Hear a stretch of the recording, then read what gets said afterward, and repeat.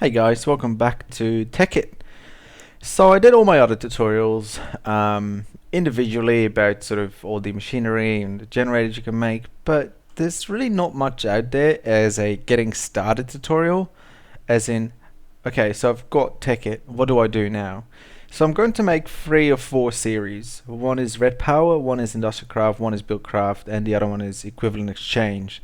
And they'll just sort of talk you through how to get started, what sort of is included in the mod.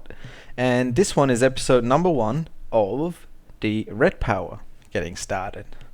So, like the sign says, let's get started. Now, the first thing you want to make is this project table.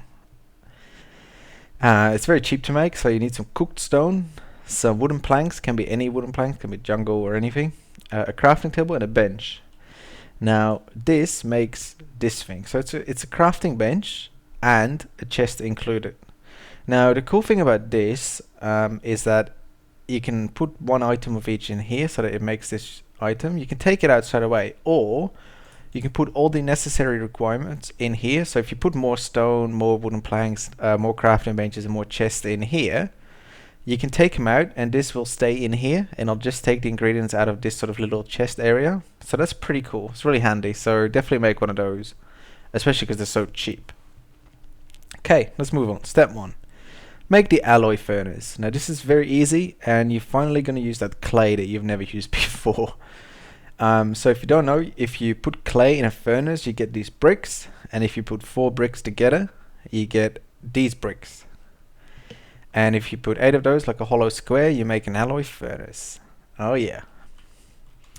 So then you have your alloy furnace. Now, what is the first thing you want to do? Well, the most basic thing you can do with RedPower is better redstone. Makes sense? I think so. So to start off with that, open your alloy furnace and you get this sort of screen here. Now you consider this is different from a normal furnace.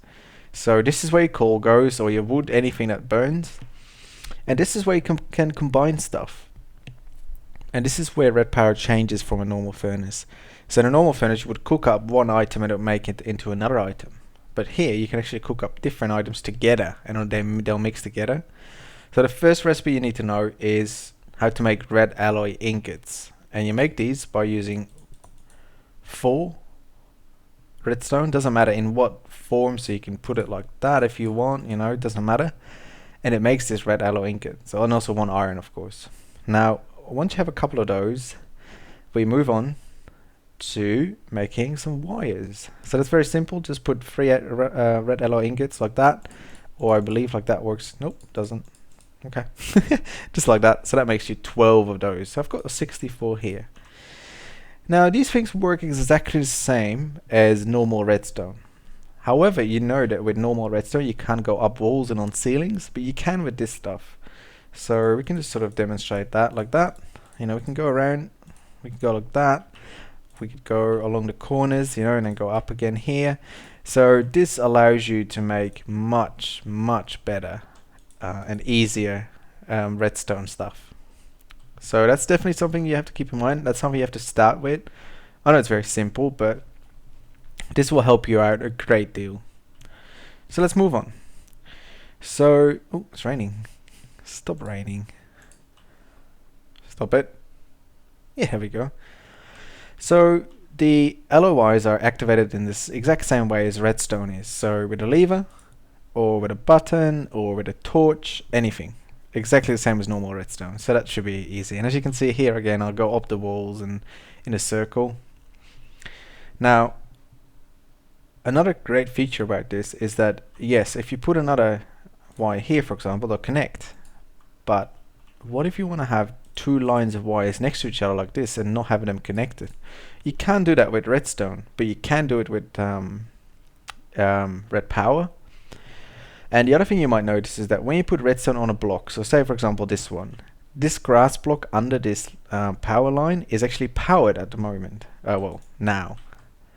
But sometimes you don't want that. You just want it to run past it to another thing that you have here, for example. Now, for both of these things, you can make these insulated wires. So you make this very easily. Now, don't make the mistake of putting wires with some wool. You have to use the ingots with some wool. And depending on the color of the wool you use, it makes a different color of insulated wire. So I've got some magenta, I've got some orange, and I've got some white. So that's the recipe, very easy. And it makes these things on the ground here. Now as you can see, these don't connect to each other, which is pretty cool. And once this is powered, the block under the wire is not powered. It's a big change, and that's going to help you a lot with more complex stuff. So keep that in mind. So you can put them all next to each other like that, saves you a lot of space. And just keep in mind that when you use a normal wire, whoopsie. So a normal red alloy wire, it will connect to any color. So keep that in mind. And again, we can mix it up like that. Oh, it looks awesome. So what does that say? Red alloy wire connects to all. I know, I just showed you. You can make some pretty cool stuff with that. Cool. So now we get onto our first machine. And this is a very good machine to know. So as you know, in your normal industrial craft buildcraft, the way you would set it up is you would have a macerator, a wooden pipe, and then a redstone engine to power the wooden pipe, and that pulls items out of the macerator. RedPower works about the same way, but you use this machine for it, and it's called a transposer, and you make it like this, very cheap. So it's 5 cobblestone in total, 2 wooden planks on the sides, a piston, and some redstone. And that makes you this lovely thing here. And let's grab it out of there. There we go. Now, be careful with the position of this. This part, so the sort of cross, connects to the machine that you want to pull items out of, or a chest. So for example, if we look at these 2 chests and we want to move items from this chest into that chest, we would put our transposer here. And the cross is just behind there. You can sort of see it here.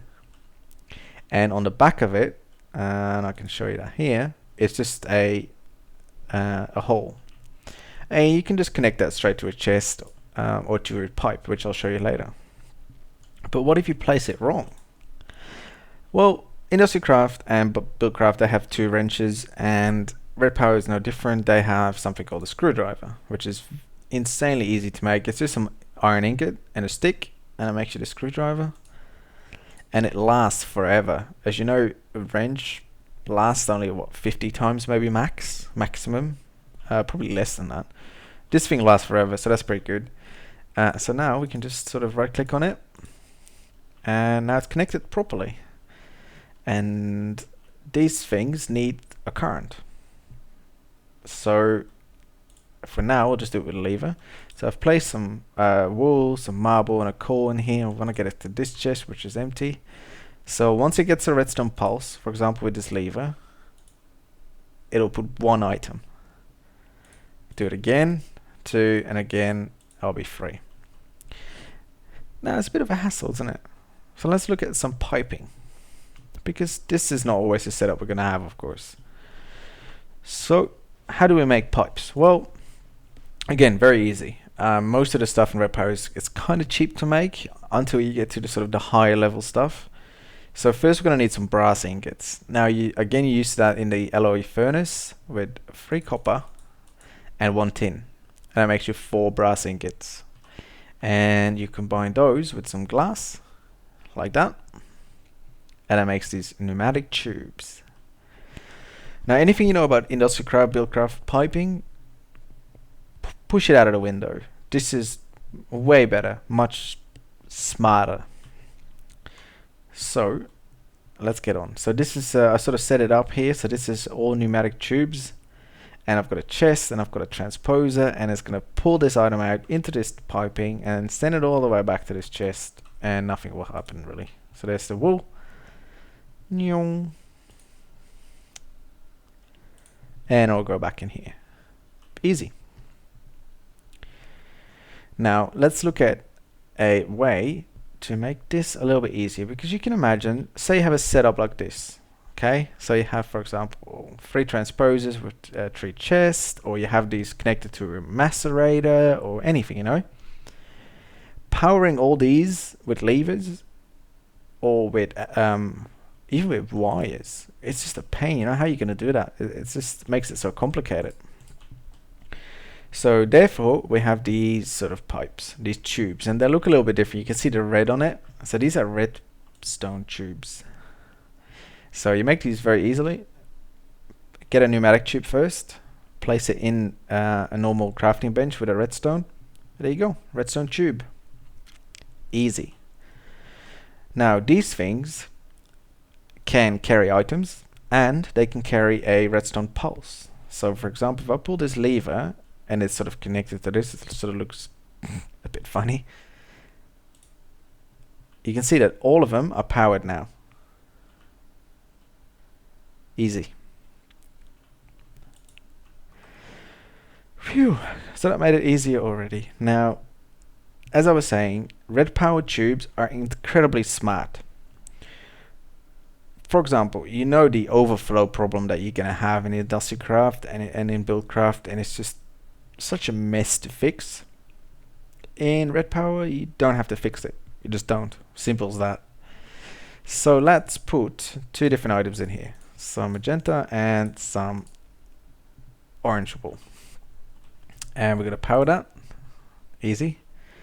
And we're going to put them into these macerators. Now, these tubes are smart enough that when we put one item in, it'll go to the first available spot. So in this case, this macerator had a spot available here. So that's where it put it in. But now, this magenta doesn't have anywhere to go in here anyways. So what it's going to do, it's going to send it all the way over to this macerator here. Gorgeous, isn't it? So you can imagine it, if this is full with dust, so you have copper dust, tin dust, iron dust, gold dust, anything, it's just going to send it to the first available place. So if you have 4 macerators, it's going to equally distribute it over all 4. If there's nothing available, so now for example, if I put another thing in there, so a stick for example, pull this lever, nothing happens. Because the tubing and the transposer know that these 2 macerators are full already, so it doesn't do anything. So that's pretty cool, isn't it? Oh, okay, there we are. That's the end of the beginners. I do want to keep these sort of short and just give you a short overview of each at a time. The next episode we'll do some more advanced stuff, so we'll look at some timers and all that good stuff. So yeah, thanks for watching. I'll see you in the next episode.